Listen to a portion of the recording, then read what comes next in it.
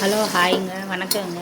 இன்றைக்கி வந்து chicken gravy எப்படி பண்ணுறதுன்னு சொல்லித்தரேன்.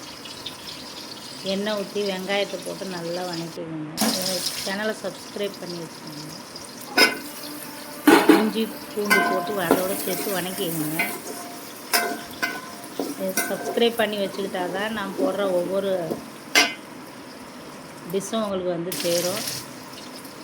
இப்போ வந்து பட்டை, கிராம்பு, ஏலக்காய், கல்பாசி பூ, ஸ்டார் பூ எல்லாம் போட்டு வணக்கிக்கோங்க.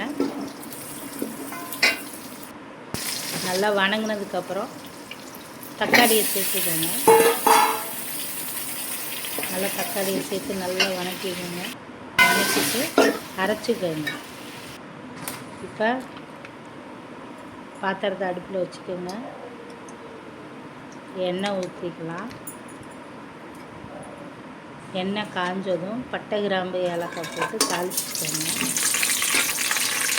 நல்லா பொரிஞ்சதுக்கப்புறம் என் சேனலுக்கு ஆதரவு கொடுங்க, சப்ஸ்கிரைப் பண்ணி வைங்க. நான் போடுறதெல்லாம் உங்களை வந்து சேரும். நீங்கள் செஞ்சு பாருங்கள், கமெண்ட் பண்ணுங்கள். வெங்காயத்தை சேர்த்துக்கலாம்.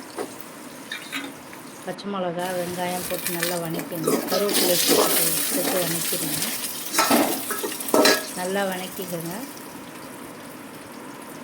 மிளகாத்தூள், மஞ்சத்தூள் சேர்த்துக்கோங்க. தேவைக்கேற்ப காரம் சேர்த்துக்கோங்க. நல்லா கரம் மசாலா ஒரு ஸ்பூன் சேர்த்துக்கோங்க. மல்லித்தூள் சேர்த்துக்கலாம். 2-3 ஸ்பூன் சேர்த்துக்கோங்க. நல்லா வணக்கிக்கோங்க.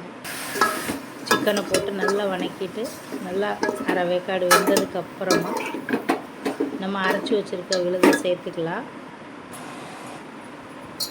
சேர்த்து நல்லா வணக்கிக்கோங்க. வணக்கிட்டு அரைச்சி வச்ச மசாலாவை சேர்த்து நல்லா கொதிக்க விடுங்க. நல்லா வேக விட்டு சிக்கன் கிரேவி ரெடி ஆகிடுச்சு.